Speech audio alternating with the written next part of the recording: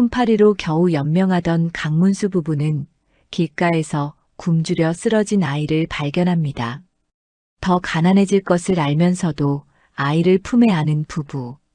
연호라 이름 붙여진 아이가 온 뒤 집안에는 작은 기적들이 일어나기 시작합니다. 하지만 연호에게는 남다른 재주가 있었습니다. 한 번 본 것을 결코 잊지 않는 놀라운 기억력. 창고 주변의 변화를 모두 기억하던 연호는 마을 창고직이 최만복의 수상한 행동을 목격하게 됩니다. 곡식 도난 사건이 터지고 최만복은 연호에게 누명을 씌웁니다. 마을 사람들의 압박 속에서 위기에 몰린 가족. 과연 연호의 기억은 진실을 밝혀낼 수 있을까요? 마을 야담에 오신 걸 환영합니다. 들려주신 관심과 사랑에 감사드립니다. 구독과 좋아요 눌러주시고 마음을 나누어 주신다면 더 많은 따뜻한 이야기를 전해드리겠습니다. 해가 뉘엿뉘엿 넘어가는 저녁 무렵이었습니다. 강문수는 남의 집밭을 갈고 받은 품삯을 품에 꼭 쥔 채 집으로 향하고 있었습니다. 등골에 땀이 밴 옷이 저녁 바람에 식으며 오한이 들었지만 발걸음을 멈출 수 없었습니다. 집에는 아내 윤소연이 보리죽 한 그릇으로 저녁을 준비하며 기다리고 있을 터였습니다. 오늘 품삯이 이것밖에 안 되는구먼. 강문수는 한숨과 함께 손바닥 위에 엽전 몇 잎을 들여다보았습니다. 이걸로는 쌀 한 되도 사기 어려울 판이었습니다. 아내와 둘이 먹기에도 빠듯한 살림인데 요즘은 품을 팔 곳조차 귀해서 내일 먹을 거리도 막막했습니다. 마을 어귀를 지나는데 저만치 길섭해 무언가 쓰러져 있는 것이 보였습니다. 처음에는 짐을 싸놓은 보따리인 줄 알았는데 가까이 다가가자 어린아이였습니다. 너덧 살쯤 되어 보이는 사내아이가 남루한 옷을 걸친 채 풀섭에 엎어져 있었습니다. 이런. 강문수는 얼른 아이를 뒤집어 안았습니다. 아이의 몸은 차갑고 축 늘어진 팔다리에는 힘이 하나도 없었습니다. 얼굴은 흙먼지로 뒤덮여 있었고 입술은 바짝 말라 갈라져 있었습니다. 정신 차리거라. 일어나야지. 강문수가 아이를 흔들어 깨우자 가느다란 신음이 새어나왔습니다. 아이는 눈을 뜨지 못한 채 고개만 약하게 흔들었습니다. 오래 굶었는지 뼈만 앙상하게 남은 몸이 손에 잡혔습니다. 강문수는 품삯을 쥔 손을 꼭 쥐었다 폈다를 반복했습니다. 이를 어쩌나. 마음 같아서는 당장 업고 가고 싶었지만 현실이 발목을 잡았습니다. 자기네 먹을 것도 부족한 형편에 아이 하나를 더 거둔다는 것은 굶어 죽겠다는 소리나 다름없었습니다. 강문수는 주변을 둘러보았습니다. 해질녘이라 오가는 사람이 없었고 마을은 아직 한참 남았습니다. 일단 집에 데려가야겠구나.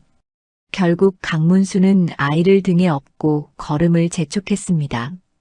차가운 몸을 등에 느끼며 가슴이 먹먹해졌습니다. 문득 아내가 몇 해 전 아이를 잃고 나서 한동안 밥도 제대로 먹지 못하던 모습이 떠올랐습니다. 집에 도착하자 윤소연이 부엌에서 나왔습니다. 남편의 등에 업힌 아이를 보자 얼굴이 하얗게 질렸습니다. 여보, 이 아이가 길에서 쓰러져 있었소. 그냥 지나칠 수가 없어서. 강문수는 아이를 마루에 조심스럽게 내려놓았습니다. 윤소연은 달려와 아이의 이마에 손을 대보고는 부엌으로 뛰어갔습니다. 곧 따뜻한 물을 적신 헝겊을 가져와 아이의 얼굴을 닦아주었습니다. 얼굴의 때가 벗겨지자 하얀 피부가 드러났습니다. 얼마나 굶었으면 이렇게까지. 윤소연의 손이 떨렸습니다. 아이의 볼을 쓰다듬는 손길이 조심스러웠습니다. 마치 깨질까 두려운 듯 천천히 움직였습니다. 물을 좀 먹여야겠소. 윤소연은 부엌에서 미지근한 물을 떠와 조금씩 아이 입에 넣어주었습니다. 처음에는 삼키지 못하고 흘렸지만 몇 번 반복하자 아이가 스스로 물을 받아 마셨습니다. 그제야 희미하게 눈을 떴습니다. 강문수는 한쪽 구석에 앉아 그 광경을 지켜보았습니다. 아내의 얼굴에 오랜만에 생기가 돌았습니다. 아이를 돌보는 손길이 너무도 자연스러웠습니다. 마치 제 자식을 돌보는 것처럼 말입니다. 여보, 이 아이를. 강문수가 입을 열려다 말았습니다. 무슨 말을 해야 할지 알면서도 차마 입 밖으로 내기가 어려웠습니다. 윤소연은 남편을 돌아보지도 않고 아이를 돌보는 데만 집중했습니다. 죽 한 그릇만 먹이면 정신을 차릴 겁니다. 하지만 부인, 압니다. 우리 형편이 어떤지 압니다. 윤소연은 아이를 품에 안은 채 남편을 바라보았습니다. 눈가가 촉촉이 젖어 있었습니다. 그래도 이 아이를 그냥 둘 수는 없습니다. 제발 하룻밤만이라도.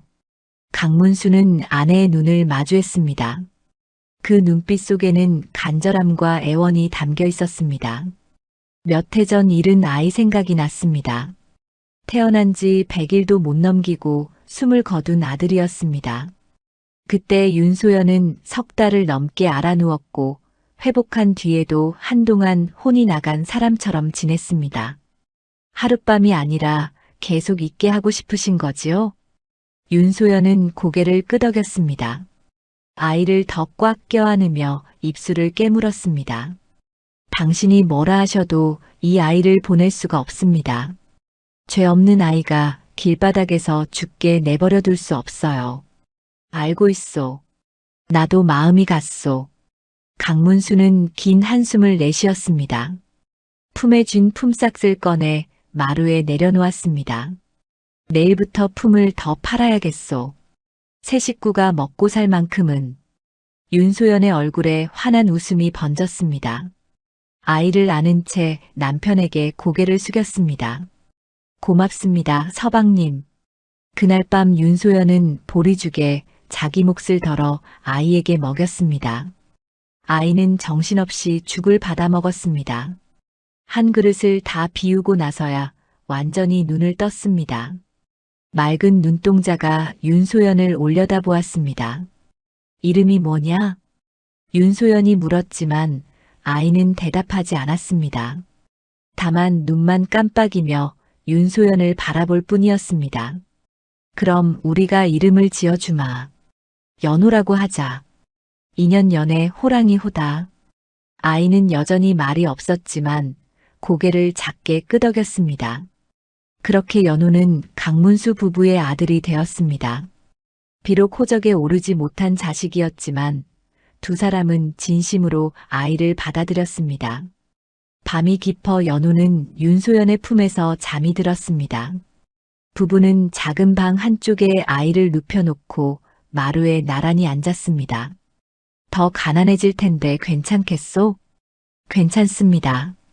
어떻게든 해보겠습니다. 강문수는 아내의 손을 잡았습니다. 거칠고 마른 손이었지만 따뜻했습니다. 우리 아이가 생겼소.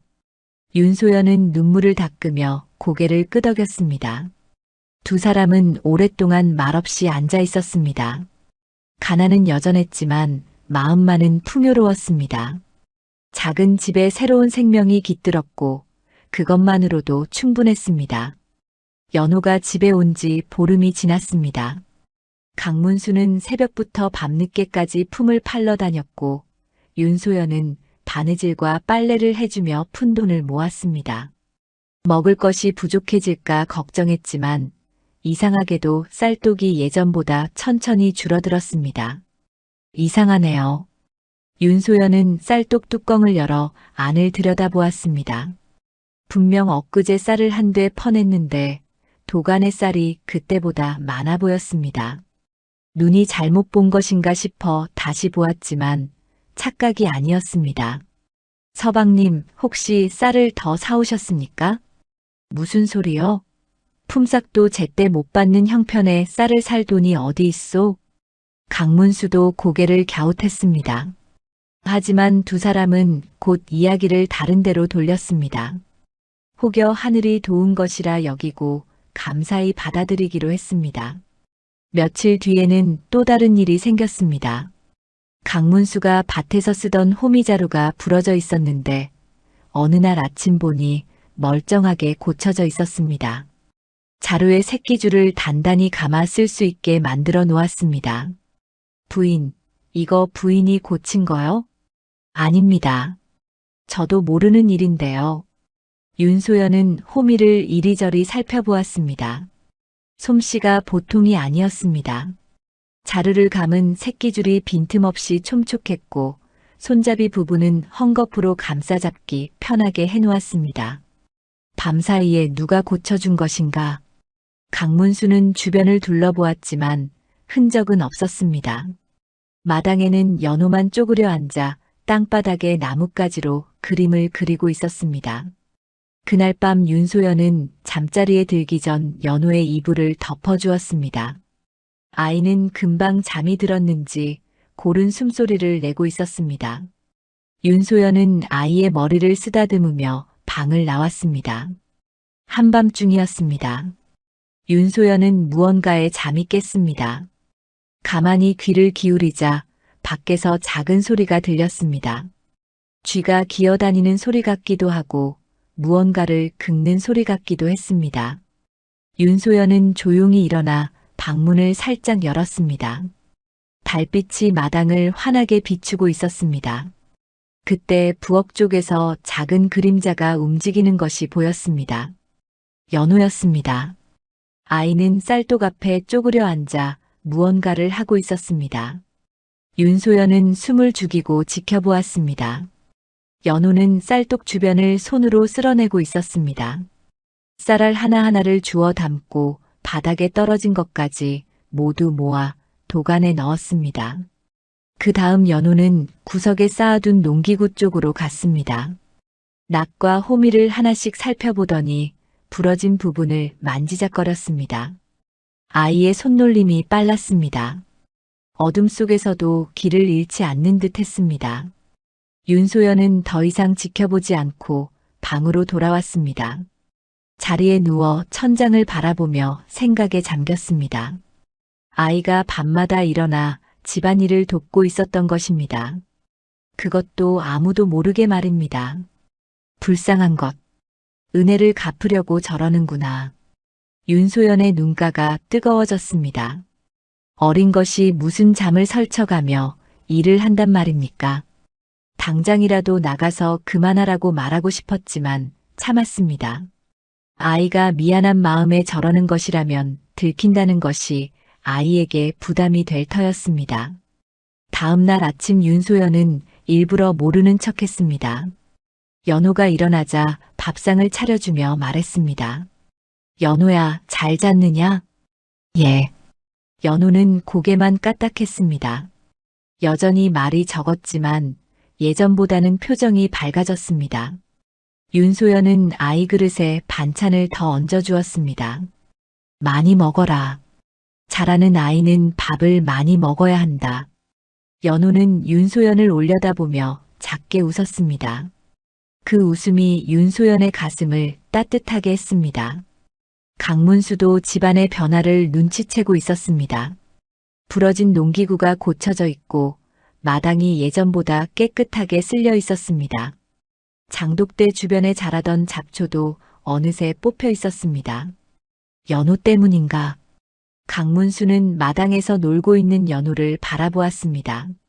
아이는 여전히 조용했고 시키는 일만 했습니다. 밥을 먹을 때도 소리 내지 않고 먹었고 잠잘 때도 뒤척이지 않았습니다. 너무 착하구나. 강문수는 흐뭇하면서도 한편으로는 마음이 무거워졌습니다. 아이가 눈치를 보며 사는 것 같아 마음이 아팠습니다. 어린 것이 무슨 죄가 있다고 저리 조심스럽게 사는지 안쓰러웠습니다. 연호야, 이리 오너라. 강문수가 손짓하자 연호가 다가왔습니다. 강문수는 아이를 무릎에 앉히고 머리를 쓰다듬었습니다. 너는 우리 아들이다. 눈치 보지 말고 편하게 지내거라. 연호는 고개를 끄덕였지만 눈빛은 여전히 조심스러웠습니다. 강문수는 아이를 꼭 안아주었습니다. 작고 여린 몸이 품에 안겼습니다. 그날 밤 강문수는 윤소연에게 말했습니다. 부인, 요즘 집안이 좀 이상하지 않소?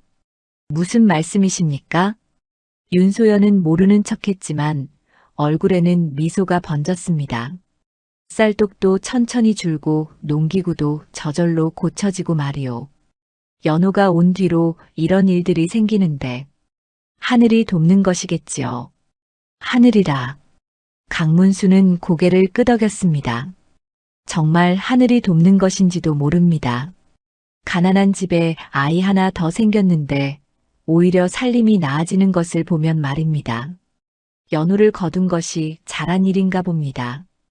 윤소연이 남편의 손을 잡으며 말했습니다. 그런 것 같소. 복을 데려온 것이오. 두 사람은 마주보며 웃었습니다. 밤은 깊어갔고 방 안쪽에서는 연호의 잔잔한 숨소리가 들렸습니다. 하지만 강문수의 마음 한구석에는 불안이 자리 잡고 있었습니다. 이런 평온이 언제까지 이어질까 하는 걱정이었습니다. 아이가 어디서 왔는지도 모르고 부모가 누군지도 모릅니다. 혹여 나중에 문제가 생기지는 않을까 하는 두려움이 밤마다 찾아왔습니다. 부디 아무 일 없기를. 강문수는 속으로 빌며 잠자리에 들었습니다. 옆에서는 윤소연이 편안한 얼굴로 잠들어 있었습니다. 아이를 얻은 뒤로 아내의 얼굴에서 웃음이 늘었습니다. 그것만으로도 감사한 일이었습니다. 달빛이 창문을 통해 방 안을 비쳤습니다. 고요한 밤이었습니다. 하지만 그 고요함 속에서 작은 움직임이 있었습니다. 연호가 조용히 일어나 밖으로 나갔습니다. 아이는 부엌으로 가서 쌀독 주변을 정리했습니다. 떨어진 쌀알을 주워 담고 독뚜껑을 단단히 닫았습니다. 그 다음 마당으로 나가 쓸지 않은 곳을 비질했습니다. 달빛 아래서 작은 그림자가 부지런히 움직였습니다. 연호는 아무 말 없이 일했습니다. 소리 내지 않고 조용히 움직였습니다. 모든 일을 마치고 나서야 방으로 돌아와 자리에 누웠습니다. 아이의 얼굴에는 만족스러운 표정이 어려 있었습니다. 새벽이 밝아올 때까지 집안은 고요했습니다. 가난한 집이었지만 따뜻함으로 가득했습니다. 아이가 온 뒤로 집안에 작은 기적들이 일어나고 있었습니다. 그 기적의 정체를 아는 사람은 윤소연 뿐이었지만 그는 입을 다물고 있었습니다. 저 아이가 편하게 지낼 수 있다면 그것으로 충분하다. 윤소연은 잠결에도 미소를 지었습니다. 오랜만에 행복한 꿈을 꾸고 있었습니다. 한 달이 지나자 연호는 집안 구석구석을 다 알게 되었습니다. 윤소연이 바느질감을 어디에 두었는지, 강문수의 낫이 어느 구석에 있는지 한 번만 보고도 기억했습니다. 연호야, 부엌에 있는 바가지 좀 가져다 주렴. 윤소연이 빨래를 하다 말고 부탁하자 연호는 곧장 부엌으로 달려갔습니다. 잠시 뒤 바가지를 들고 나왔는데 윤소연이 필요한 것이 바로 그것이었습니다. 어머, 이걸 어찌 알았느냐? 아까 어머니께서 이것으로 물을 떠쓰셨습니다. 연호의 대답에 윤소연은 고개를 갸웃했습니다. 아침에 잠깐 쓴 것을 아이가 기억하고 있다니 신기했습니다. 그래, 고맙구나. 윤소연은 아이의 머리를 쓰다듬었습니다. 연호는 씩 웃으며 다시 마당으로 나갔습니다. 며칠 뒤에는 장날이었습니다. 윤소연은 연호의 손을 잡고 장터로 갔습니다. 팔 물건은 없었지만 구경도 시킬 겸 데리고 나왔습니다. 연호는 처음 가는 장터를 신기한 듯 두리번거렸습니다. 연호야, 길 잃지 말고 어머니 손 꼭 잡고 있어라. 예, 어머니. 장터는 사람들로 북적였습니다. 생선을 파는 아낙네의 목소리, 과일을 외치는 장사꾼의 소리, 곳곳에서 흥정하는 소리가 뒤섞였습니다. 연호는 조용히 주변을 둘러보며 걸었습니다. 윤소연은 천을 파는 가게 앞에 잠시 멈춰 섰습니다. 바느질감을 사고 싶었지만 돈이 부족해 구경만 하고 있었습니다. 부인, 이 무명천이 질이 아주 좋습니다. 한 필에 단량만 주시면 됩니다. 아이고, 너무 비싸네요. 윤소연은 아쉬운 듯 천을 쓰다듬다가 발걸음을 돌렸습니다. 연호는 그 모습을 지켜보고 있었습니다. 장터를 한 바퀴 돌고 집으로 돌아오는 길이었습니다. 윤소연은 연호에게 물었습니다. 장터가 재미있었느냐? 예. 사람이 많았습니다. 무엇이 제일 기억에 남느냐? 연호는 잠시 생각하더니 또박또박 말했습니다. 천을 파는 아저씨가 무명천 한 필에 단량이라 했습니다. 생선 파는 아주머니는 고등어 한 마리에 20문이라 했고요. 곡식 파는 할아버지는 쌀 한 말에 5냥이라 했습니다. 윤소연은 걸음을 멈추고 연호를 내려다보았습니다. 아이가 장터를 한 바퀴 돈 것뿐인데 물건 값을 다 기억하고 있다니 놀라웠습니다. 연호야, 그걸 다 기억하고 있었느냐? 예. 제가 잘못 들었습니까? 아니다. 잘 들었다. 윤소연은 아이의 손을 꼭 잡았습니다. 보통 아이가 아니라는 생각이 들었습니다. 한번 들은 것을 이렇게 정확히 기억하다니 범상치 않았습니다. 저녁 무렵 윤소연은 남편에게 조용히 말했습니다. 서방님, 연호가 보통 아이가 아닌 것 같습니다. 나도 눈치챘소. 한번 본 것을 잊지 않더구먼. 신통한 일입니다. 한번 가르친 것은 2번 말할 필요가 없습니다. 윤소연은 낮에 있었던 일을 떠올렸습니다. 아침에 연호에게 장작을 패는 법을 가르쳤는데 한 번 보고는 혼자서도 척척 해냈습니다. 너무 똑똑해서 걱정입니다. 무슨 걱정이요? 혹여 사람들이 이상하게 여기지 않을까 합니다. 강문수는 고개를 끄덕였습니다. 아내의 걱정이 이해되었습니다. 남달리 똑똑한 아이는 때로 사람들의 시샘을 받기도 합니다.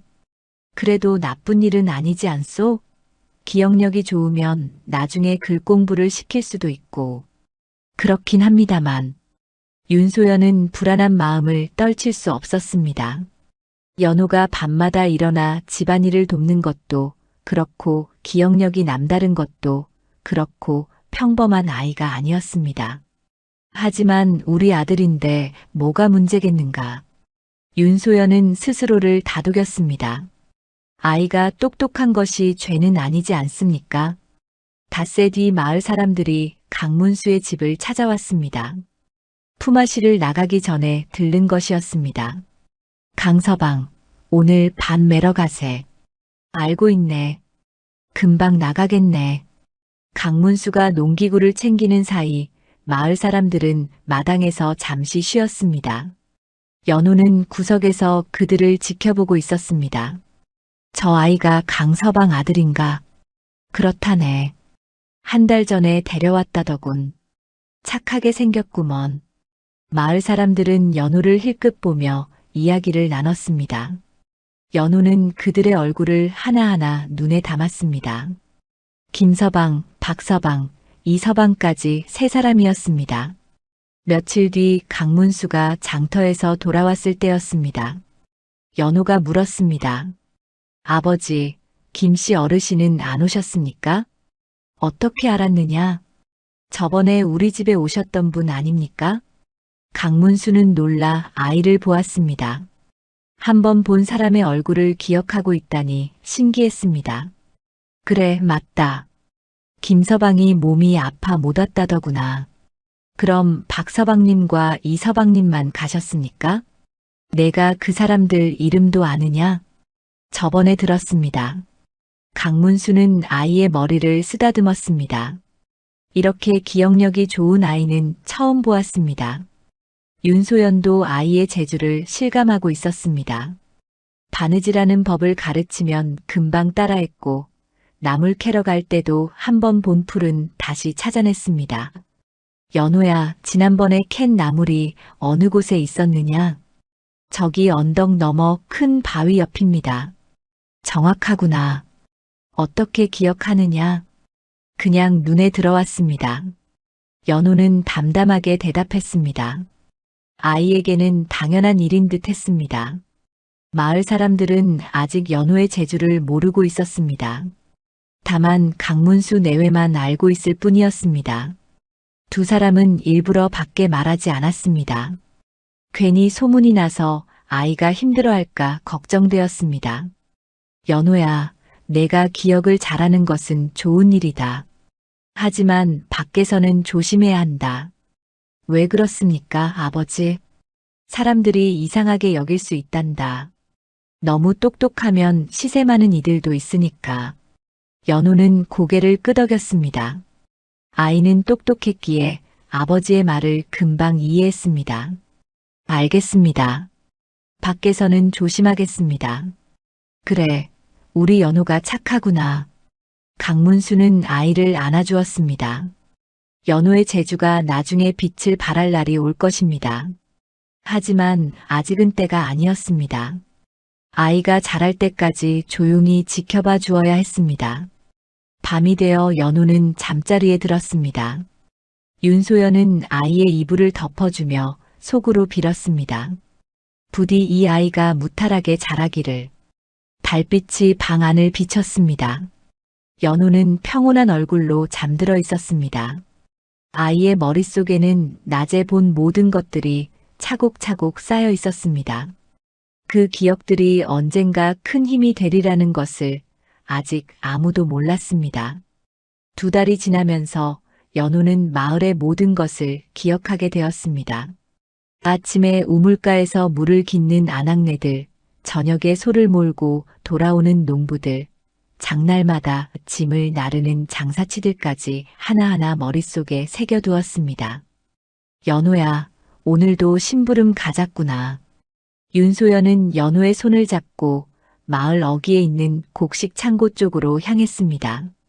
강문수가 품을 팔기로 한 집이 바로 그 근처였습니다.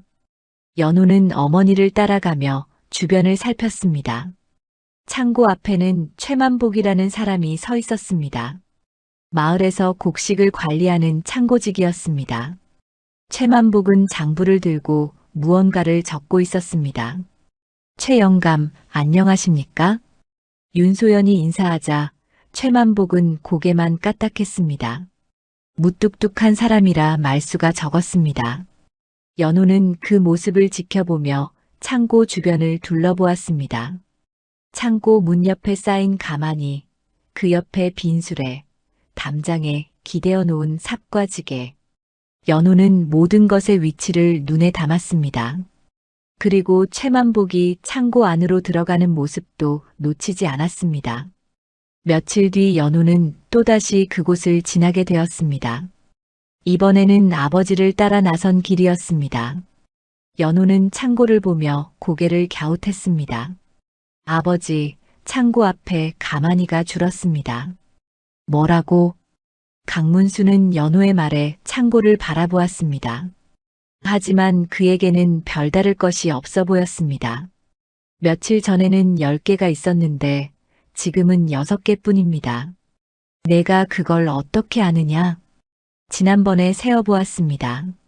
강문수는 놀라 아이를 내려다보았습니다. 가만히 개수를 세다니 기특하기도 하고 신기하기도 했습니다. 그래, 잘 보았구나. 강문수는 그저 아이가 관찰력이 좋다고만 생각했습니다. 연호가 모든 것을 기억하고 있다는 사실은 미처 깨닫지 못했습니다. 장날이 돌아왔습니다. 연호는 이번에도 윤소연과 함께 장터에 갔습니다. 장터를 돌며 연호는 곡식값을 유심히 들었습니다. 쌀 한 말에 단량입니다. 보리 한 말에 선양입니다. 장사치들이 외치는 값을 연호는 놓치지 않고 기억했습니다. 그리고 지난 장날의 값과 비교했습니다. 쌀값이 다푼 올랐고 보리값은 그대로였습니다. 집으로 돌아오는 길에 연호는 혼잣말처럼 중얼거렸습니다.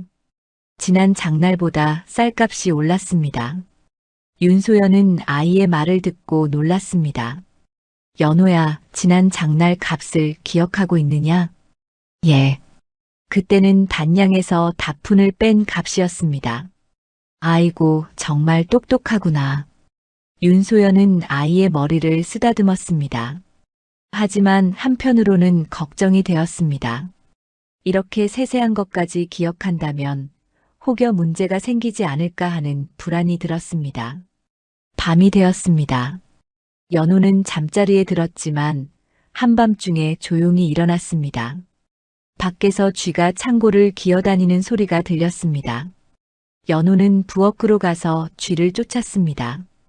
강문수는 마당에서 볼일을 보다가 그 모습을 보았습니다. 연호가 재빠르게 움직이며 쥐를 몰아내고 있었습니다. 쥐가 간 자리를 정확히 찾아가는 것이 신기했습니다.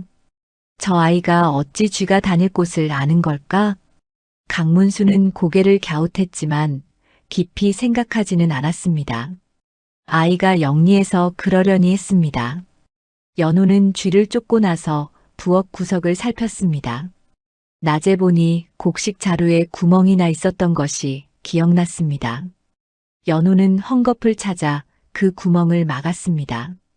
이튿날 윤소연은 곡식 자루가 멀쩡하게 막혀 있는 것을 보고 놀랐습니다. 어머, 이게 누가 막아 놓았지? 윤소연은 연호를 떠올렸습니다. 밤마다 일어나는 아이가 이것도 했을 것입니다. 윤소연은 아무 말 없이 미소만 지었습니다. 나흘이 지나고 또 장날이 돌아왔습니다. 연호는 이번에도 장터에 갔습니다. 그리고 창고 앞을 지나다 다시 한번 살폈습니다. 가마니가 또 줄어 있었습니다. 지난번에는 6개였는데 지금은 4개뿐이다. 연호는 속으로 숫자를 세었습니다. 그리고 창고 문이 평소와 다르게 조금 열려 있는 것도 보았습니다. 최만복이 안에서 무언가를 하고 있었습니다. 연호야, 왜 그러느냐? 윤소연이 물었지만 연호는 고개를 저었습니다. 아무것도 아닙니다. 연호는 더 이상 말하지 않았습니다. 하지만 머릿속에는 모든 것이 또렷이 새겨져 있었습니다. 창고 주변의 변화, 가마니의 개수, 곡식의 양까지 모두 기억하고 있었습니다. 보름이 더 지났습니다. 연호는 창고를 지날 때마다 그 주변을 살폈습니다. 가마니는 계속 줄어들었고 창고 안의 곡식도 조금씩 사라지는 것 같았습니다. 이상한 일이다. 연호는 고개를 갸웃했습니다. 장날마다 곡식을 파는 것은 당연한 일이지만 창고의 곡식이 줄어드는 속도가 너무 빨랐습니다. 게다가 최만복이 몰래 무언가를 옮기는 모습도 여러 번 보았습니다. 연호야, 무슨 생각을 그리 하느냐? 강문수가 물었습니다. 연호는 고개를 들어 아버지를 보았습니다. 아버지, 창고 곡식이 너무 빨리 줄어드는 것 같습니다. 그게 무슨 소리냐? 지난 장날부터 지금까지 가마니가 10개나 줄었습니다. 강문수는 아이의 말을 듣고 생각에 잠겼습니다. 10개라면 적지 않은 양이었습니다. 내가 잘못 본 것 아니겠느냐? 아닙니다. 제가 날마다 세어보았습니다. 연호는 자신있게 말했습니다. 강문수는 아이의 눈빛을 보고 거짓말이 아니라는 것을 알았습니다. 그래, 알았다. 하지만 함부로 말하지는 마라. 예, 아버지. 연호는 고개를 끄덕였습니다. 하지만 마음속으로는 계속 창고 주변을 살피기로 했습니다. 밤마다 연호는 일어나 집안을 돌보았습니다. 쥐를 잡고 구멍을 막고 농기구를 정리했습니다. 강문수는 가끔 그 모습을 보았지만 아이가 왜 그렇게 정확히 움직이는지는 몰랐습니다. 저 아이가 영리하긴 하구나. 강문수는 그저 아이를 대견하게 여길 뿐이었습니다. 연호가 낮에 본 모든 것을 기억하고 있다는 사실, 그래서 밤에도 길을 잃지 않고 일할 수 있다는 것을 미처 깨닫지 못했습니다. 한 달이 더 지났습니다. 연호의 머릿속에는 마을의 모든 풍경이 쌓여 있었습니다. 창고 주변의 변화, 사람들의 드나들, 곡식의 증감까지 모두 날짜별로 정리되어 있었습니다. 연호야, 넌 커서 무엇이 되고 싶으냐? 어느 날 저녁 윤소연이 물었습니다. 연호는 잠시 생각하다가 대답했습니다. 아버지, 어머니를 도와드리고 싶습니다. 그것만으로도 충분하다, 연호야. 윤소연은 아이를 꼭 안아주었습니다. 연호는 어머니의 품에 안겨 편안한 표정을 지었습니다. 밤이 깊어갔습니다. 연호는 잠자리에 들었지만 머릿속으로는 낮에 본 것들을 하나씩 정리하고 있었습니다. 창고의 가만히, 최만복의 행동, 곡식의 양. 모든 것이 퍼즐처럼 맞춰지고 있었습니다. 무언가 이상한 일이 일어나고 있다. 연호는 그렇게 생각했습니다. 하지만 아직은 때가 아니었습니다. 더 지켜봐야 했습니다. 아이는 조용히 눈을 감았습니다. 내일도 또 관찰해야 할 것들이 많았습니다. 장날 아침이었습니다. 연호는 윤소연과 함께 장터로 가는 길에 창고 앞을 지나게 되었습니다. 최만복이 창고 문 앞에서 장부를 들고 무언가를 적고 있었습니다. 연호는 무심코 창고를 살펴보았습니다. 가마니가 또 줄어 있었습니다. 지난 장날에는 5개였는데 지금은 3개뿐이었습니다. 연호는 고개를 갸웃하며 중얼거렸습니다. 지난 장날보다 곡식이 더 줄었네요. 작은 목소리였지만 최만복의 귀에 들어갔습니다.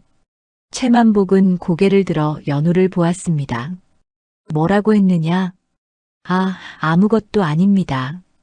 연호는 얼른 고개를 숙였습니다. 최만복의 눈빛이 날카로워진 것을 느꼈습니다. 너 지금 뭐라고 했느냐? 다시 말해보거라. 최만복이 다가오며 다그쳤습니다. 윤소연은 연호를 감싸며 말했습니다. 최영감, 아이가 무심코 한 말입니다. 무심코라니. 곡식이 줄었다는 말을 무심코 한단 말이오? 최만복의 얼굴이 굳어졌습니다. 연호는 고개를 들어 최만복을 바라보았습니다. 가마니가 지난번에는 5개였는데 지금은 3개입니다. 내가 어떻게 그걸 아느냐? 눈으로 봤습니다.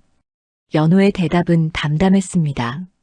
하지만 최만복의 얼굴은 점점 창백해졌습니다. 너 혹시 창고를 몇 번이나 봤느냐? 지나갈 때마다 봤습니다. 그래서 가마니가 장날마다 줄어들고 있습니다. 최만복은 뒤로 물러서며 연호를 노려보았습니다. 아이의 말이 지나치게 정확했습니다. 마치 장부를 보듯이 숫자를 외우고 있었습니다. 어린 것이 쓸데없는데 신경 쓰지 마라. 최만복은 쏘아붙이듯 말하고는 얼른 창고 안으로 들어갔습니다. 윤소연은 연호의 손을 꼭 잡고 그곳을 빠져나왔습니다. 연호야, 아까는 왜 그런 말을 했느냐? 제가 잘못했습니까? 잘못한 것은 아니지만 조심해야 한다. 아버지께서도 말씀하시지 않았느냐? 연호는 고개를 끄덕였습니다. 하지만 이미 늦었습니다. 최만복은 연호의 말을 듣고 불안해하기 시작했습니다. 창고 안으로 들어간 최만복은 장부를 펼쳐들었습니다. 손이 떨렸습니다. 연호가 말한 숫자가 정확했습니다. 가만히는 정말로 지난 장날보다 2개가 줄어 있었습니다. 저 아이가 어떻게 아는 거지? 최만복은 식은땀을 흘렸습니다. 자신이 몰래 빼돌린 곡식의 양을 아이가 알고 있다면 큰일이었습니다. 마을 사람들이 알게 되면 자신은 끝장이었습니다. 저 아이를 어떻게든 해야 한다. 최만복의 머릿속에는 불길한 생각이 떠올랐습니다. 연호를 없애야 한다는 생각이었습니다. 하지만 아이를 직접 해칠 수는 없었습니다. 다른 방법을 찾아야 했습니다. 장터에서 돌아오는 길이었습니다. 연호는 윤소연의 손을 잡고 걸으며 생각에 잠겨 있었습니다. 최만복의 얼굴이 자꾸 떠올랐습니다. 그 불안한 눈빛, 떨리는 손, 창백한 얼굴. 최영감이 무언가를 숨기고 있다. 연호는 확신했습니다. 창고의 곡식이 이상하게 줄어드는 것도 최만복과 관련이 있을 것입니다. 어머니, 최 영감은 왜 화를 냈습니까? 글쎄다. 아마 기분이 안 좋았나 보구나. 윤소연은 대수롭지 않게 넘겼지만 마음속으로는 불안했습니다. 최만복의 눈빛이 심상치 않았습니다. 그날 저녁 강문수가 집에 돌아왔을 때 윤소연은 낮에 있었던 일을 이야기했습니다. 서방님, 오늘 최 영감이 연호에게 이상하게 굴었습니다. 무슨 일이 있었소? 윤소연은 창고 앞에서 있었던 일을 자세히 말해주었습니다. 강문수는 얼굴이 굳어졌습니다. 연호가 정말 그런 말을 했소? 예. 가만히 개수까지 정확히 맞췄습니다. 이를 어쩌나. 강문수는 머리를 감싸 쥐었습니다. 연호의 재주가 드러나기 시작한 것입니다. 그것도 하필 최만복에게 말입니다. 최 영감이 연호를 달갑지 않게 볼 것 같습니다. 조심해야겠소. 당분간 연호를 창고 근처에 가지 못하게 하시오. 알겠습니다. 부부는 걱정스러운 눈으로 연호를 바라보았습니다. 아이는 아무것도 모른 채 밥을 먹고 있었습니다. 이틀 뒤 최만복은 마을 사람들을 모아놓고 말했습니다. 요즘 창고 주변을 기웃거리는 아이가 있습니다. 누구 말이오? 강문수가 데려온 그 아이 말이오. 마을 사람들이 웅성거렸습니다. 최만복은 계속 말을 이었습니다. 그 아이가 창고를 너무 자주 살핍니다. 혹여 곡식을 훔쳐갈까 걱정입니다. 아니, 그럴 리가 있겠소? 강문수 내외가 착한 사람들인데 사람 마음은 알 수 없는 법이오. 가난한 집 아이가 곡식을 보면 욕심이 날 수도 있지 않소? 최만복의 말에 몇몇 사람들이 고개를 끄덕였습니다. 최만복은 속으로 미소를 지었습니다. 조금씩 연호에게 의심을 씌워나가면 되는 것입니다. 하지만 아직 아무 일도 일어나지 않았지 않소? 그렇긴 하지만 조심하는 게 좋지 않겠소? 우리 마을 곡식인데 함부로 할 수는 없지 않소? 마을 사람들은 더 이상 말하지 않았습니다. 하지만 최만복의 말은 그들의 마음속에 작은 의심의 씨앗을 심었습니다. 며칠 뒤 강문수는 마을 사람들의 시선이 달라진 것을 느꼈습니다. 지나가며 인사를 해도 예전만큼 따뜻하지 않았습니다. 강서방, 요즘 아들이 창고 근처에 자주 간다지. 그런 적 없소. 우리 연호는 집에만 있소. 그래, 최 영감이 그러던데. 강문수는 가슴이 철렁했습니다. 최만복이 소문을 퍼뜨리고 있는 것입니다. 집으로 돌아온 강문수는 윤소연에게 말했습니다. 부인, 연호를 당분간 밖에 내보내지 마시오. 무슨 일이십니까? 최 영감이 이상한 소문을 퍼뜨리고 있어. 윤소연의 얼굴이 창백해졌습니다. 걱정했던 일이 벌어지기 시작한 것입니다. 연호는 부모의 대화를 듣고 있었습니다. 자신 때문에 부모가 걱정하는 것이 마음 아팠습니다. 아버지, 제가 잘못했습니까? 아니다, 연호야. 내 잘못이 아니다. 강문수는 아이를 안아주었습니다. 연호는 아버지의 품에 안겨 눈물을 참았습니다.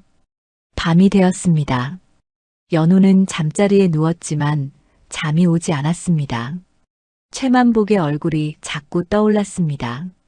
그리고 창고에서 몰래 곡식을 빼돌리던 모습도 떠올랐습니다. 내가 본 것을 말해야 하나? 연호는 고민에 빠졌습니다. 하지만 아직은 때가 아니라고 생각했습니다. 증거가 필요했습니다. 지금 말해봤자 아무도 믿지 않을 것입니다. 최만복은 그날 밤 창고에서 또다시 곡식을 빼돌렸습니다. 어둠 속에서 가마니를 옮기며 연호를 떠올렸습니다. 저 아이만 없으면 아무도 모를 텐데. 최만복의 눈빛이 어둠 속에서 번뜩였습니다. 위험한 생각이 머릿속에서 자라나고 있었습니다. 닷새가 지났습니다. 마을 입구에 사람들이 모여들기 시작했습니다. 최만복이 큰 소리로 외치고 있었습니다. 여러분, 큰일이 생겼습니다. 창고의 곡식이 사라졌습니다.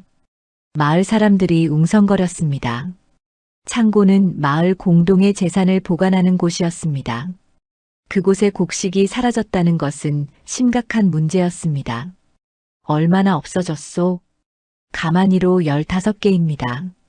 사람들이 놀라 서로를 쳐다보았습니다. 15가마니면 적지 않은 양이었습니다. 도적이 든 것이요? 아닙니다. 창고 문은 멀쩡했습니다. 안에서 조금씩 빼돌린 것이 분명합니다. 최만복의 말에 마을 사람들은 수군거렸습니다. 안에서 빼돌렸다면 창고를 드나들 수 있는 사람의 소행이었습니다. 그럼 범인이 누구란 말이오? 제가 의심하는 아이가 있습니다. 최만복은 잠시 침묵하다가 입을 열었습니다. 강문수가 데려온 그 아이 말입니다. 순간 사람들의 시선이 강문순의 집 쪽으로 향했습니다. 강문수는 사람들 틈에서 얼굴이 하얗게 질렸습니다. 최영감, 그게 무슨 소리요? 우리 연호가 왜? 그 아이가 창고 주변을 너무 자주 기웃거렸소. 그리고 이상하게도 곡식의 양을 정확히 알고 있더군. 그건 아이가 기억력이 좋아서 그런 것이오. 기억력이 좋다고요? 아니면 훔친 양을 세고 있었던 것 아니겠소? 최만복의 말에 몇몇 사람들이 고개를 끄덕였습니다. 강문수는 입술을 깨물었습니다. 증거가 있소? 증거도 없이 어린아이를 범인으로 몰아세우는 것이오? 증거라면 충분하오. 그 아이가 창고를 살피던 것을 여러 사람이 봤소. 최만복은 주변 사람들을 둘러보았습니다. 몇몇이 고개를 끄덕이며 맞장구를 쳤습니다. 맞소.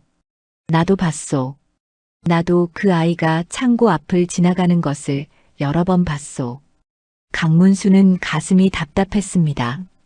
연호를 지켜줘야 하는데 어떻게 해야 할지 막막했습니다. 여러분, 우리 연호는 그런 아이가 아니오. 착하고 순한 아이요. 착해 보이는 아이가 더 무섭다는 말도 있지 않소? 최만복의 말에 또다시 사람들이 웅성거렸습니다. 분위기가 점점 험악해지고 있었습니다. 강문수, 그 아이를 데려오시오. 직접 물어봐야겠소. 마을의 이장이 나섰습니다. 강문수는 고개를 저었습니다. 아이는 집에 없소. 없다니, 그럼 어디 갔단 말이오? 밭에 나가 있소. 강문수는 거짓말을 했습니다. 연호는 집 안에 있었습니다. 하지만 이 상황에서 아이를 끌고 나올 수는 없었습니다. 그럼 우리가 직접 찾으러 가야겠소. 최만복이 앞장서서 강문순의 집으로 향했습니다. 마을 사람들이 그 뒤를 따랐습니다. 강문수는 황급히 앞질러 집으로 달려갔습니다. 부인, 큰일이요. 마을 사람들이 연호를 찾으러 오고 있어. 윤소연은 얼굴이 창백해졌습니다. 연호는 방 안에서 떨고 있었습니다. 어머니, 제가 정말 나쁜 짓을 했습니까? 아니다, 연호야. 내 잘못이 아니다. 윤소연은 아이를 꼭 껴안았습니다. 밖에서는 사람들의 발소리가 점점 가까워지고 있었습니다. 강문수, 나오시오. 아이를 내놓으시오. 최만복의 목소리가 울려 퍼졌습니다. 강문수는 대문 앞에 서서 사람들을 막았습니다. 돌아가시오. 우리 아이는 아무 잘못도 하지 않았소. 그건 우리가 판단할 일이오. 일단 아이를 데려와야 하오. 이장이 나서서 말했습니다. 강문수는 물러서지 않았습니다. 안 됩니다. 아이를 내줄 수 없소. 강문수, 마을 사람들을 거역하려는 거요? 최만복이 다그쳤습니다. 사람들도 점점 흥분하기 시작했습니다. 아이를 내놓으시오. 그래, 내놓아야 하오. 강문수는 앞을 가로막고 서 있었지만 사람들의 힘을 당해낼 수 없었습니다. 몇몇이 대문을 밀고 들어오려 했습니다. 바로 그때였습니다. 윤소연이 연호의 손을 잡고 밖으로 나왔습니다. 사람들은 잠시 멈칫했습니다. 윤소연의 얼굴에는 단호한 표정이 어려 있었습니다. 여러분, 잠깐만 들어주십시오. 윤소연은 연호를 자기 뒤에 세웠습니다. 그리고 사람들을 똑바로 바라보며 말했습니다. 이 아이는 우리가 지킵니다. 사람들이 술렁거렸습니다. 평소 조용하던 윤소연이 이렇게 강하게 나오는 것은 처음이었습니다. 부인, 그게 무슨 말이오? 이장이 물었습니다. 윤소연은 한 걸음 앞으로 나섰습니다. 이 아이는 죄가 없습니다. 창고를 기웃거린 것은 사실이지만 훔친 적은 없습니다. 그걸 어떻게 믿소? 최만복이 비웃듯 말했습니다. 윤소연은 최만복을 똑바로 바라보았습니다. 최 영감, 정말로 연호가 훔쳤다는 증거가 있습니까? 증거라면 아이가 창고를 살피던 것이 증거요. 그것만으로는 부족합니다. 아이가 창고를 본 것과 곡식을 훔친 것은 다른 문제입니다. 윤소연의 목소리는 떨리지 않았습니다. 강문수는 아내의 모습을 보며 가슴이 뭉클했습니다. 그럼 부인은 아이가 결백하다고 장담할 수 있소? 그렇습니다. 제 목숨을 걸고 장담합니다. 사람들은 숨을 죽이고 윤소연을 바라보았습니다. 최만복은 얼굴이 굳어졌습니다. 참 어처구니가 없구려. 남의 집 아이를 데려와 키우더니 이제는 마을을 적으로 돌리는구려. 마을을 적으로 돌리는 것이 아닙니다. 다만 진실을 밝히고 싶을 뿐입니다. 윤소연은 연호를 앞으로 데려왔습니다. 연호는 떨고 있었지만 어머니의 손을 꼭 잡고 있었습니다. 연호야, 사람들에게 말해보거라. 내가 창고에서 무엇을 보았는지. 연호는 고개를 들어 사람들을 바라보았습니다. 작은 목소리였지만 또렷하게 말했습니다. 저는 곡식을 훔치지 않았습니다. 그럼 창고를 왜 자꾸 봤느냐? 최만복이 다그쳤습니다. 연호는 잠시 망설이다가 입을 열었습니다. 이상한 것을 봤기 때문입니다. 이상한 것이라니? 밤에 누군가 창고에서 가마니를 옮기는 것을 봤습니다. 순간 최만복의 얼굴이 하얗게 변했습니다. 사람들도 웅성거리기 시작했습니다. 밤에 누가 가마니를 옮긴다고? 예, 여러 번 봤습니다. 연호의 말에 사람들의 시선이 최만복에게로 향했습니다. 최만복은 황급히 손을 저었습니다. 말도 안 되는 소리요. 아이가 거짓말을 하고 있어. 거짓말이 아닙니다. 장날마다 가마니가 줄어들었습니다. 처음에는 10개였고 그 다음에는 6개, 그 다음에는 3개였습니다. 연호는 날짜와 개수를 정확히 말했습니다. 사람들은 아이의 말에 귀를 기울이기 시작했습니다. 그렇다면 누가 옮겼다는 것이냐? 이장이 물었습니다. 연호는 최만복을 바라보았습니다. 말하지 않아도 그 눈빛만으로 모든 것이 전해졌습니다. 최만복은 뒷걸음질을 치며 소리쳤습니다. 이건 말도 안 되는 누명이요. 어린아이의 말을 어떻게 믿소? 하지만 아이의 말이 구체적이지 않소? 그건 아이가 영리해서 지어낸 것이오. 최만복은 변명했지만 목소리에 떨림이 섞여 있었습니다. 사람들은 그것을 놓치지 않았습니다. 윤소연은 연호를 뒤로 물리고 사람들 앞에 섰습니다. 여러분, 이 아이의 말이 사실인지 거짓인지 확인해 보시면 되지 않겠습니까?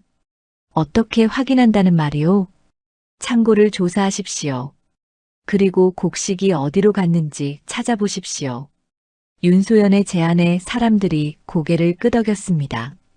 이장이 나섰습니다. 좋소. 당장 창고를 조사하겠소.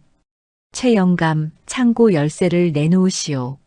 최만복은 더 이상 버틸 수 없었습니다. 떨리는 손으로 열쇠를 내밀었습니다. 그의 얼굴에는 공포가 어려 있었습니다. 마을 사람들은 창고로 향했습니다.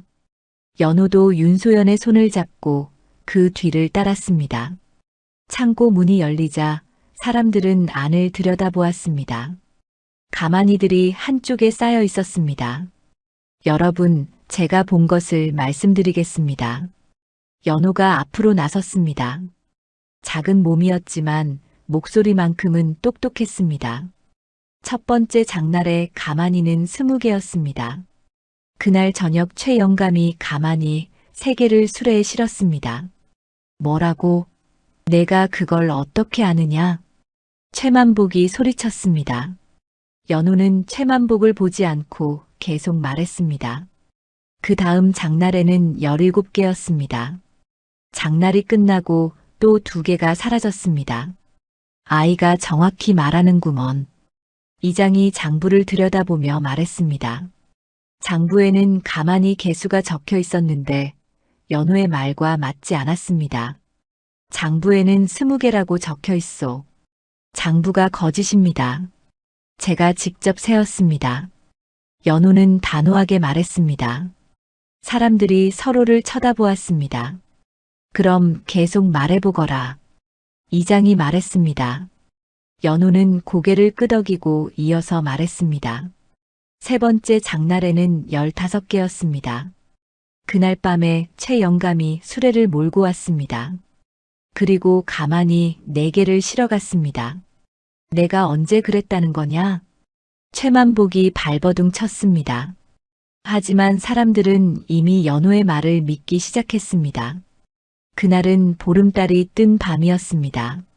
달빛이 밝아서 잘 보였습니다. 연호의 기억은 정확했습니다. 보름달이 뜬 날짜까지 맞아떨어졌습니다. 그 다음 장날에는 11개였습니다. 그리고 지난 장날에는 5개였습니다. 오늘은 3개만 남아 있습니다. 연호가 말을 마치자 사람들은 창고 안을 다시 살폈습니다. 정말로 가만히는 3개뿐이었습니다. 최 영감, 이게 대체 어찌된 일이오? 이장이 다그쳤습니다. 최만복은 입술을 떨며 뒤로 물러섰습니다. 나는 모르는 일이오. 아이가 거짓말을 하는 것이오. 거짓말이 아닙니다. 창고 뒤편을 보십시오. 연호가 손가락으로 가리켰습니다. 사람들이 창고 뒤편으로 돌아가자 수레바퀴 자국이 선명하게 남아 있었습니다. 이 자국을 따라가면 곡식이 어디로 갔는지 알 수 있습니다. 이장과 몇몇 사람들이 자국을 따라 걸어갔습니다. 자국은 마을 뒷산 쪽으로 이어져 있었습니다. 한참을 걷자 숲속에 움막 하나가 나타났습니다. 저기가 뭐요? 사람들이 움막으로 다가갔습니다. 문을 열자 안에는 가마니들이 가득 쌓여 있었습니다. 이게 대체... 사람들은 놀라 서로를 쳐다보았습니다. 가마니에는 마을 창고의 표시가 찍혀 있었습니다. 최 영감이 여기에 숨겨둔 것이 분명하오. 이장이 분노에 찬 목소리로 말했습니다. 사람들은 최만복을 애워쌌습니다. 이놈이 마을 곡식을 훔쳤구나. 용서할 수 없소. 최만복은 더 이상 변명할 수 없었습니다. 무릎을 꿇고 용서를 빌었습니다. 죄송합니다. 제가 잘못했습니다. 이 나쁜 놈이 마을 사람들을 속이고 아이에게 누명까지 씌우다니. 이장이 최만복의 멱살을 잡았습니다. 최만복은 고개를 숙이고 흐느꼈습니다. 빚을 갚아야 했습니다. 어쩔 수 없었습니다. 어쩔 수 없다니. 마을 재산을 훔친 것이 어쩔 수 없다고. 사람들의 분노는 식을 줄 몰랐습니다. 그때 연호가 다시 입을 열었습니다. 그리고 한 가지 더 있습니다. 뭐가 더 있느냐? 이장이 물었습니다. 연호는 움막 안쪽을 가리켰습니다. 저기에 사람이 숨어 있습니다. 사람들이 움막 안쪽을 살폈습니다. 곡식 더미 뒤에 2명의 사내가 움츠리고 있었습니다. 저놈들은 누구냐? 사내들을 끌어내자 얼굴을 가린 천을 벗겼습니다. 낯선 얼굴들이었습니다. 너희는 누구냐? 우리는 최 영감에게 고용된 자들입니다. 한 사내가 떨리는 목소리로 말했습니다. 고용되었다니 무슨 일을 하라고? 곡식을 옮기는 일을 도왔습니다. 그리고 또 하나. 사내는 말을 멈추고 최만복을 쳐다보았습니다. 최만복은 얼굴이 새하얗게 질렸습니다. 말해보거라. 이장이 다그쳤습니다. 사내는 입을 열었습니다. 그 아이를 해치라는 명령을 받았습니다. 순간 사람들이 술렁거렸습니다. 강문수와 윤소연은 깜짝 놀라 연호를 껴안았습니다. 뭐라고? 아이를 해치라고? 예. 아이가 너무 많이 알고 있어서 위험하다고 했습니다. 사내의 말에 사람들은 최만복을 노려보았습니다. 최만복은 그 자리에 주저앉았습니다. 나는 그냥 협박만 하라고 했소. 정말 해치라고 한 것은 아니오. 협박이든 뭐든 어린아이를 노렸다는 것만으로 용서할 수 없소. 이장은 사람들을 시켜 최만복과 사내들을 묶었습니다. 그리고 관하로 끌고 가기로 했습니다. 연호야, 내가 우리 마을을 구했구나. 이장이 연호의 머리를 쓰다듬었습니다. 연호는 쑥스러운 듯 고개를 숙였습니다. 저는 본 것을 말했을 뿐입니다. 본 것을 이렇게 정확히 기억하는 아이는 처음 보았다. 신기한 재주로구나. 마을 사람들도 연호를 칭찬했습니다. 아까까지 아이를 의심하던 사람들이었지만 이제는 모두 미안한 표정을 지었습니다. 강서방, 미안하오. 우리가 섣불리 판단했소. 괜찮소. 진실이 밝혀졌으니 다행이요. 강문수는 연호를 안아 올렸습니다. 연호는 아버지의 품에 안겨 편안한 얼굴을 했습니다. 윤소연은 눈물을 훔쳤습니다. 아이를 지켜냈다는 안도감에 다리가 후들거렸습니다. 여보, 잘하셨소.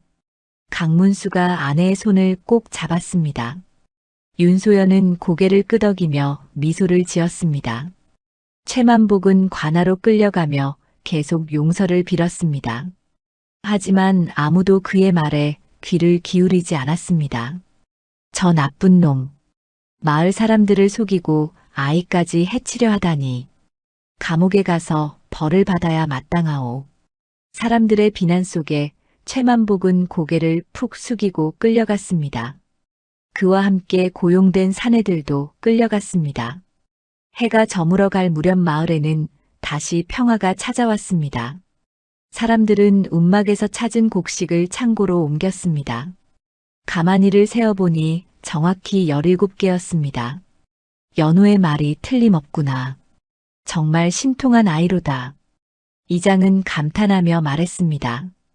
연호는 부모님의 손을 잡고 집으로 돌아갔습니다. 집에 도착하자 윤소연은 연호를 꼭 안아주었습니다. 연호야, 무섭지 않았느냐? 조금 무서웠습니다. 하지만 어머니가 계셔서 괜찮았습니다. 우리 연호가 정말 용감하구나. 강문수도 아이를 안아주었습니다. 세 사람은 서로를 꼭 안고 한참을 그렇게 있었습니다. 밤이 되어 연호는 잠자리에 들었습니다. 오늘 하루가 힘들었는지 금방 잠이 들었습니다. 강문수와 윤소연은 아이를 지켜보며 속삭였습니다. 연호의 재주가 마을을 구했소. 그렇습니다. 앞으로는 아무도 우리 연호를 의심하지 않을 것입니다. 이제 마음 놓고 살 수 있겠소. 두 사람은 손을 맞잡고 미소를 지었습니다. 긴 하루가 끝나고 평온한 밤이 찾아왔습니다. 달빛이 방 안을 비추고 연호는 편안하게 잠들어 있었습니다. 사흘이 지났습니다. 마을에는 평화가 돌아왔고 사람들은 연호를 영웅처럼 대했습니다.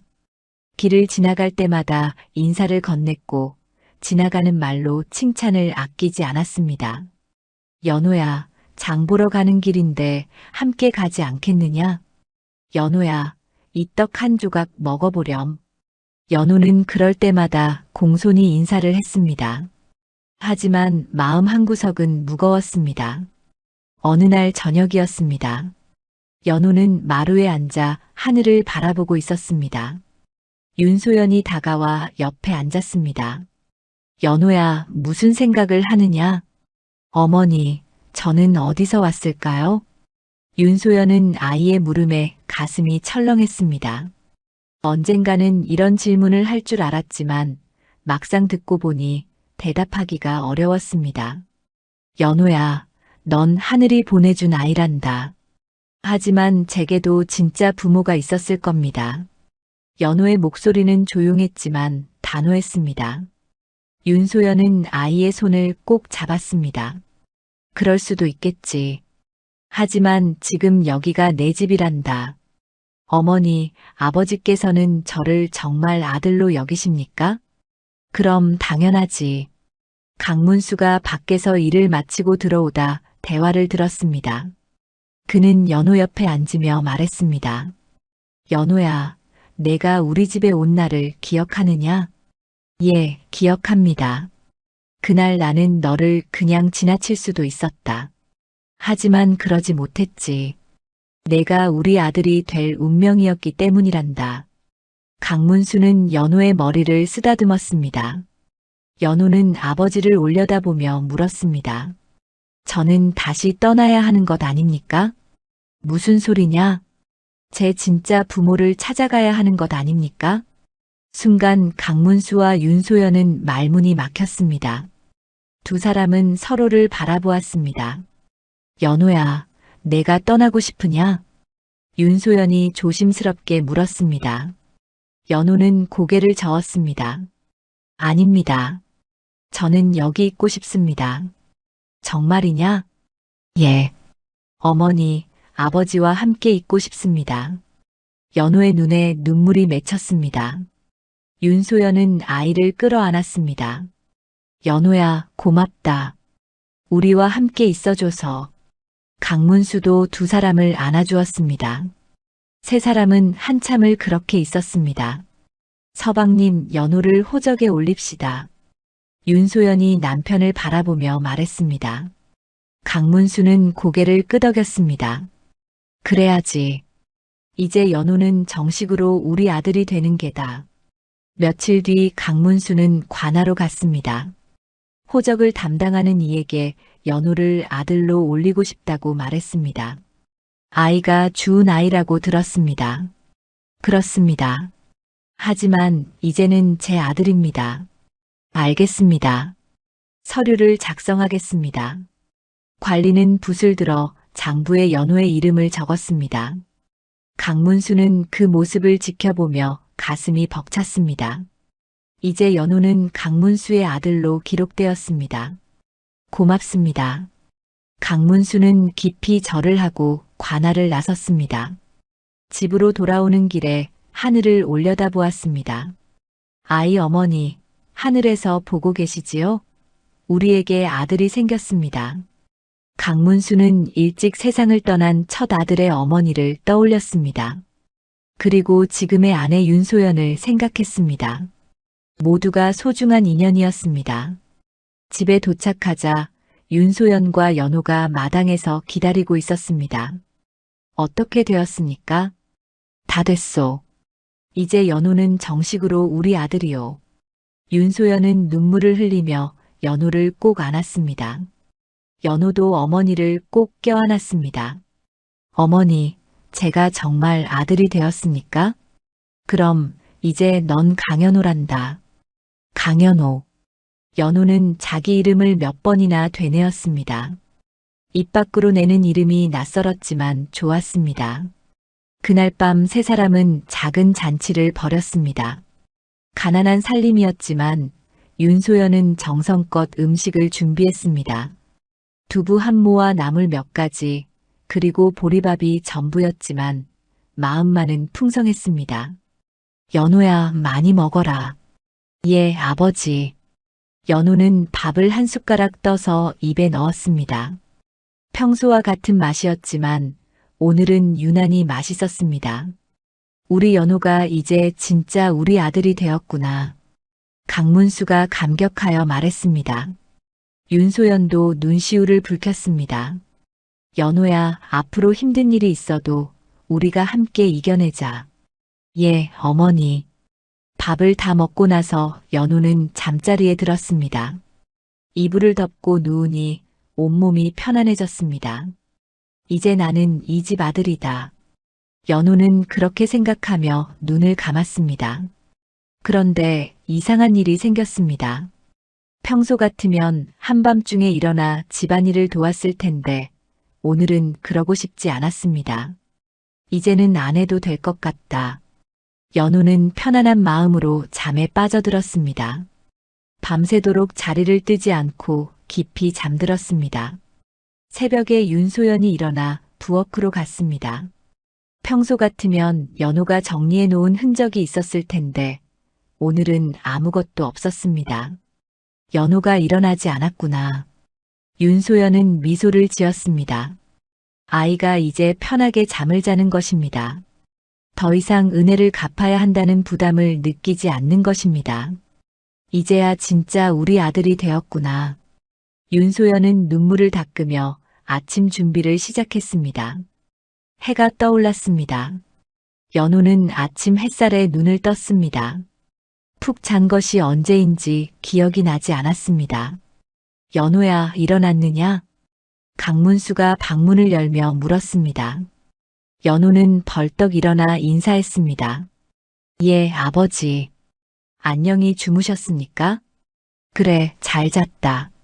너도 푹 잔 것 같구나. 예, 정말 푹 잤습니다. 연우는 밖으로 나와 세수를 했습니다.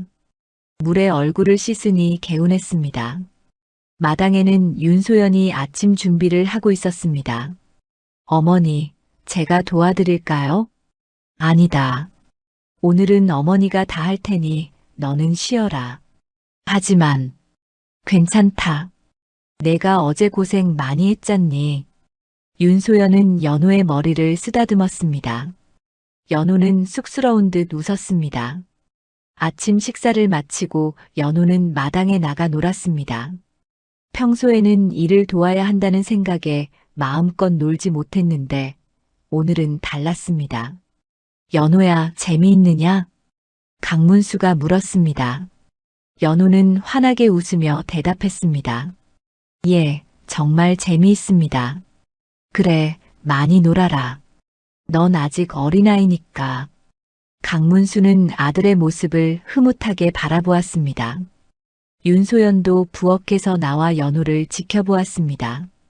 서방님, 연우가 참 좋아 보입니다. 그렇죠. 이제야 진짜 아이다운 모습을 보는 것 같소.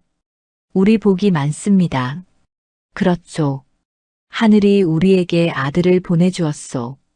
두 사람은 손을 맞잡고 연우를 바라보았습니다. 가난은 여전했습니다. 먹을 것도 부족했고 입을 것도 넉넉지 않았습니다. 하지만 마음만은 풍요로웠습니다. 연우가 집에 온 뒤로 집안에는 웃음이 돌아왔습니다. 강문수는 품을 팔러 나갈 때도 힘이 났고 윤소연은 바느질을 할 때도 흥겨웠습니다. 어머니, 저 오늘 장터에 가도 됩니까? 그래, 함께 가자꾸나. 윤소연은 연우의 손을 잡고 장터로 향했습니다. 마을 사람들이 반갑게 인사했습니다. 연우야, 잘 지내느냐? 예, 잘 지냅니다. 연우는 밝은 표정으로 인사했습니다. 더 이상 눈치를 보지 않았고 당당했습니다. 해가 저물어갈 무렵 세 사람은 집 앞에 모여 앉았습니다. 노을이 하늘을 물들이고 있었습니다. 참 아름답구나. 강문수가 하늘을 보며 말했습니다. 윤소연도 고개를 끄덕였습니다. 정말 아름답습니다. 연우는 두 사람 사이에 앉아 하늘을 바라보았습니다. 붉게 물든 하늘이 마음을 따뜻하게 했습니다. 아버지, 어머니, 왜 그러느냐? 감사합니다. 연우의 작은 목소리에 두 사람은 아이를 꼭 껴안았습니다. 세 사람은 한참을 그렇게 앉아 있었습니다. 밤이 되었습니다. 연우는 다시 깊은 잠에 빠져들었습니다. 이제는 밤에 일어나지 않았습니다. 온전히 아들로서 편히 잠들었습니다. 달빛이 방 안을 비쳤습니다. 가난한 집이었지만 사랑이 가득했습니다. 피로 맺어지지 않았지만 마음으로 이어진 가족이었습니다. 그 인연은 피보다 깊었습니다.